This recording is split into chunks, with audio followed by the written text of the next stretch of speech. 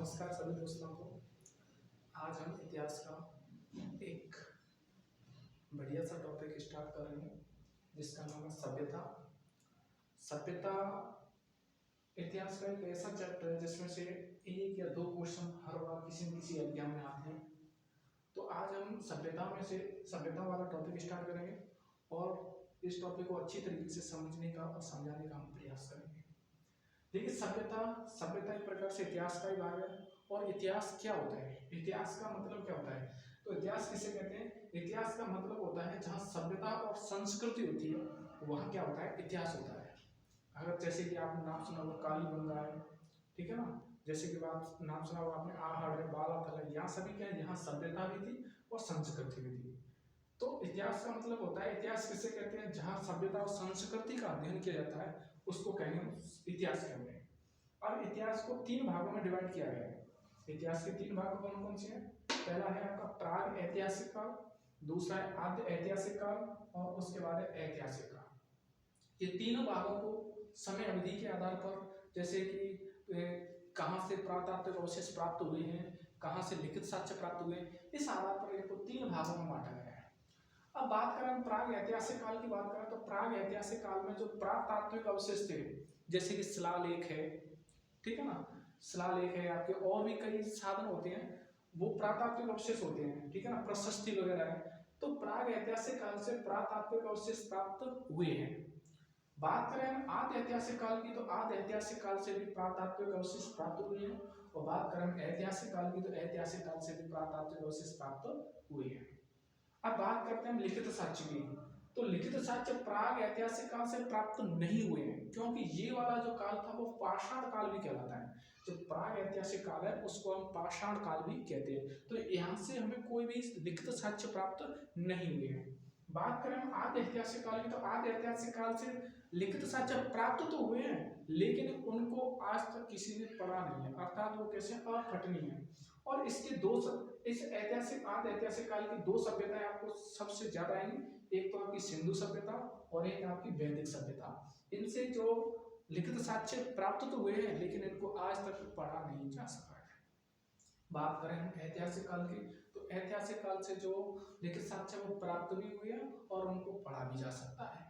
और ये जो ऐतिहासिक काल है वो कहाँ से प्रारंभ होता है? महाजनपद काल से प्रारंभ होता है।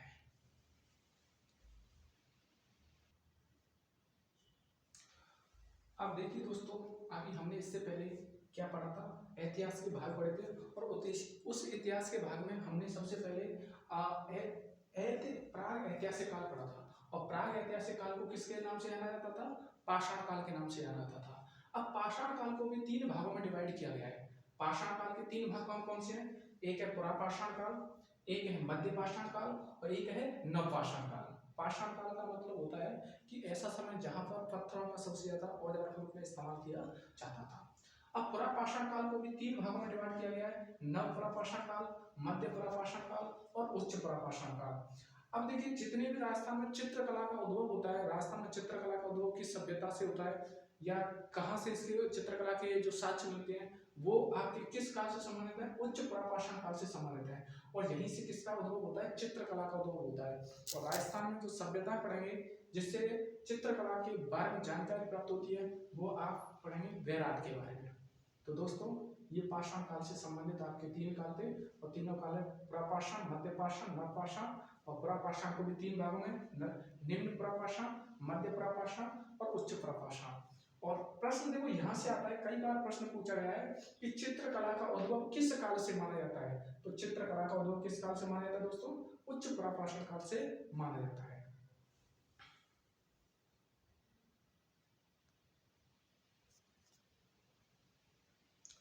दोस्तों आगे अब आगे हम सभ्यताओं के बारे में हमने इतिहास के काल पढ़ लिए। अब उससे संबंध पढ़ेंगे हम धातु युग कि धातु युगों में कौन कौन सभ्यता के कौन कौन से धातु पाई गई है। तो हम धातु युग के आधार पर हम पढ़ेंगे कि धातु सभ्यताएं होती है उनमें तीन ही धातु पाई गई मुख्यतः। एक तो ताम्र युग है, एक कांस्य युग है और एक लौह युग है। ताम्र युगीन जो सभ्यता है उसमें सबसे मुख्य सभ्यता आती है आपकी गणेशोर सभ्यता। कांस्य युगीन सभ्यता में आती है आपकी मुख्य सभ्यता आती है आपकी कालीबंगा सभ्यता और लोह युगीन सभ्यता में आती है आपकी बैराट सभ्यता।